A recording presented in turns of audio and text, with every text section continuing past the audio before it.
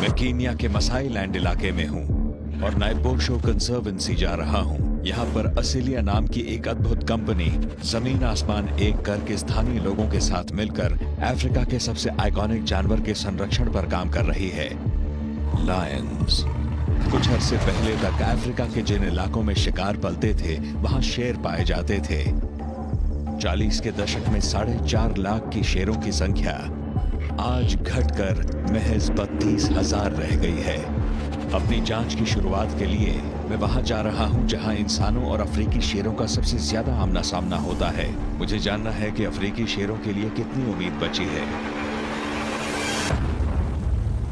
नाइपोशो conservancy एक लाजवाब classical East African plain, Masai Mara ecosystem का एक खुला घास का मैदान। जब यहाँ बारिश होती है तो बुरी तरह से होती है। साल के इस समय जब पहली बारिश गिरती है तो मसाई लोगों की खुशी का ठिकाना नहीं रहता। सूखा खत्म हो जाता है, मवेशियों की जान बच जाती है। 2 दिन पहले यहाँ पर रेत उड़ रही थी और अब देखिए, यकीन नहीं होता, नज़ारा ही बदल गया है। अफ्रीका में बारिशों की जो शुरुआत है ये बहुत ही अच्छा वक्त होता है। ये बारिश कम समय के लिए और छुट-पुट गिरती है। यहाँ रहने वाले जानवर बारिश के साथ साथ ही चलते हैं, और सिर्फ जानवर ही नहीं, अपने आइकॉनिक रेड शॉल्स और आदिवासी जीवन वाले ये हैं मसाई लोग। ये कमाल के योद्धा हैं और इनके रीति रिवाज अफ्रीकी शेरों से जुड़े हैं। इनके ये रीति रिवाज इलाके में शेरों की संख्या घटा रहे हैं।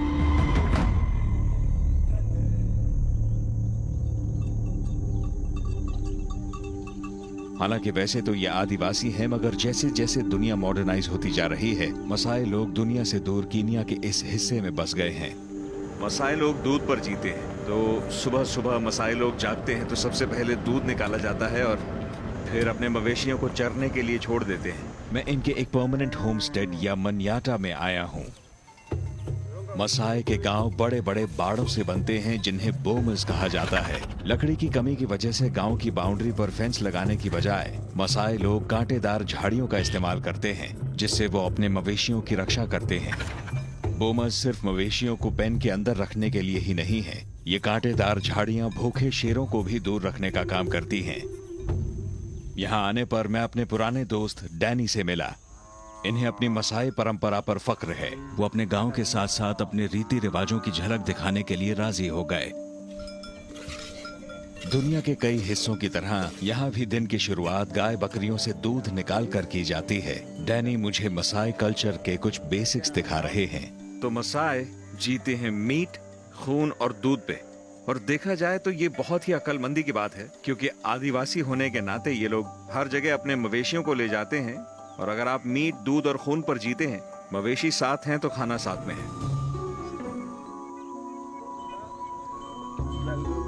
यहाँ के बच्चे कम उम्र से ही भेड़ बकरियों से घुल मिल जाते हैं। देखकर हैरानी होती है। इस तरह जानवरों को बिलगना शायद ही पश्चिमी दुनिया के बच्चों को मिलता होगा, मगर यहाँ के बच्चे अपने पहले कदमों के साथ ही अपनी भेड़ बकरियों का ख्याल रखना सीख लेते हैं। बच्चों को सिखाया जाता है कि मवेशियों की इस परंपरा में क्या इज्जत है। देखना एक बात है, पर डैनी कहते हैं मसाई कल्चर को जानने का सबसे अच्छा तरीका है उसे आजमाना। ये दिलचस्प होने वाला है। ये तो कुछ ज्यादा ही मुश्किल है। इतनी देर में 2 बूंद दूध निकाल पाया हूं मैं। दीजिए। ये तो पूरी धार निकाल रहे हैं दूध की। लाइए दोबारा कोशिश करता हूँ। चलो बेटा, शाबाश, कोशिश करते हैं। अरे कहाँ चलती? अरे भाई, इससे लगता है मैं अच्छा आदमी नहीं हूँ। मेरे हाथ से तो दूध ही नहीं निकल रहा है, जरा भी नहीं। बकरी को शायद अच्छा नहीं लग रहा है। ये जिंदगी में हर काम में होता है। किसी काम में अच्छा होना हो तो उसकी प्रैक्टिस करनी पड़ती है। प्रैक्टिस करके वो काम आसान हो जाता है। दूध तो मैंने निकाला ही नहीं। मैं मसाई होता तो भूखा ही मर जाता। दूध निकालने का काम एक्सपर्ट्स पर ही छोड़ देते हैं।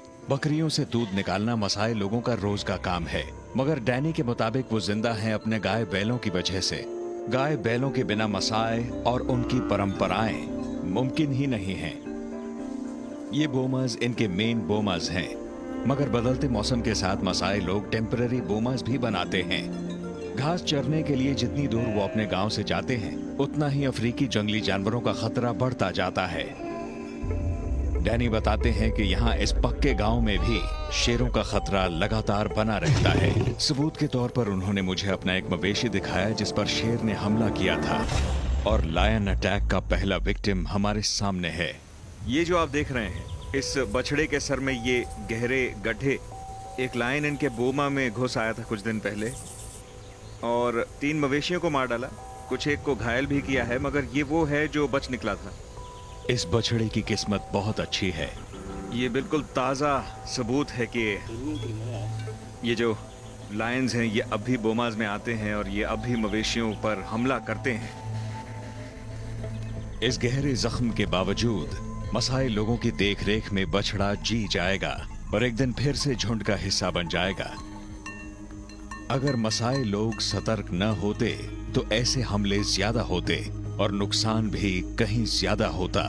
पर अफ्रीका के सबसे खतरनाक शिकारी के खिलाफ ये लोग लड़ कैसे रहे हैं? ओले कुयू मसाई समुदाय के बहुत ही सम्मानित सदस्य हैं, जो कुछ साल पहले अपनी गायों को बचाने के लिए शेर से लड़ गए थे।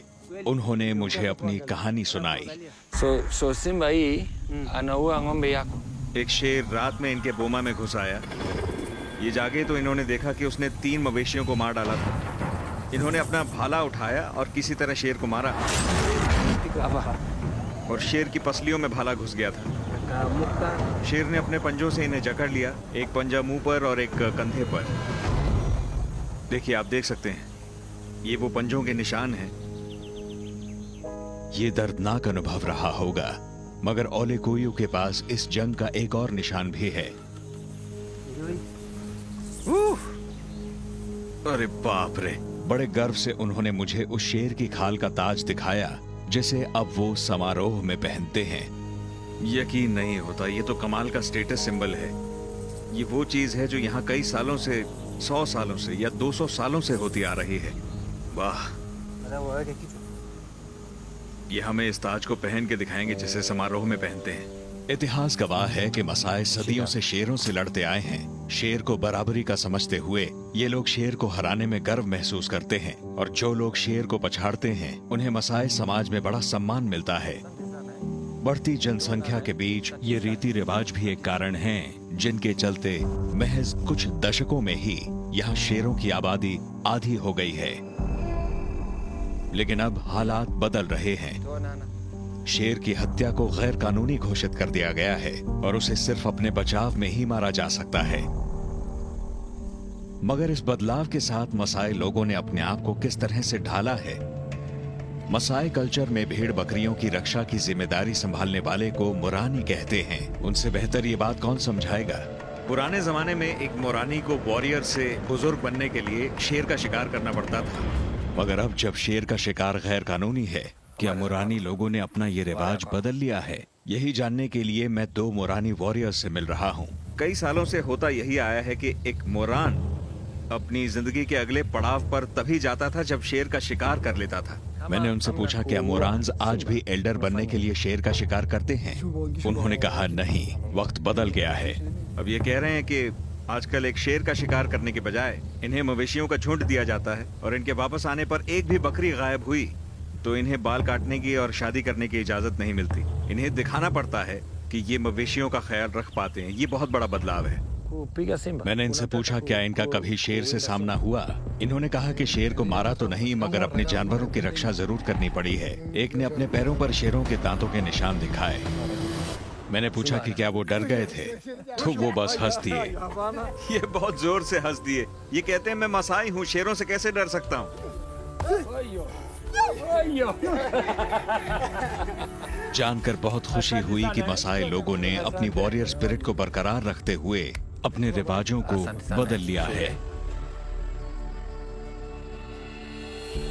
मैंने मसाई कल्चर के बारे में काफी कुछ जान लिया है, पर ये तो कबीले का बस एक हिस्सा है। मोरानी वॉरियर से बात करते समय उन्होंने मुझे एक शख्स के बारे में बताया जो अकेले रहते हैं और उन्होंने खुद ही शेर का सामना भी किया था। वो सिम्बा के नाम से मशहूर हैं, यानी स्वाहिली भाषा में शेर। मैं उनकी तलाश में निकल गया। मैं जानना चाहता हूँ कि वो अपनी जिंदगी कैसे बिताते हैं। कल रात की बारिश के बाद मुझे लगता नहीं कि इसके आगे गाड़ी जा पाएगी। इसके आगे पैदल ही जाना पड़ेगा हमें। सदियों से चले आ रहे आदिवासी जीवन में मसाई लोग हर रोज 30 किलोमीटर तक चलते हैं, यानी सालाना 11,000 किलोमीटर। इस दर से देखा जाए तो हर 3.5 सालों में मसाई पूरी धरती का चक्कर लगाएंगे। सिम्बा, कई किलोमीटर दूर हो सकते हैं, हमें जल्दी चलना पड़ेगा और इस कीचड़ में चलना आसान नहीं है। हालांकि ऐसे खुले मैदानों में गाय बैलों को घास अच्छी मिलती है, मगर मसाई लोग ऐसे में किसी गांव या मदद से काफी दूर होते हैं और ऐसे में खतरा भी बढ़ जाता है। जल्द ही मैंने देखा कि यह खतरा कितना ज्यादा हो सकता है। ये शेर कल रात यहाँ से गुजरे हैं, इतनी बारिश होने के बावजूद। ये एक शेरनी का पैर है। हम आसपास देखेंगे तो और पैरों के निशान मिलेंगे। यहाँ मवेशी हर तरफ होंगे, उनके पैरों के निशान हर तरफ हैं। और यही दिक्कत है, यहाँ पर शेर हैं जो कि शिकार कर रहे हैं और उस इलाके में जीते हैं जहाँ मवेशी घास चरने आते हैं, और इसी वजह से मुश्किल शुरू होती है। मुझे अब भी दिन के समय शेर नहीं दिखा, मगर जल्द ही रात होने वाली है। क्या ये निशाचर शिकारी करीब है?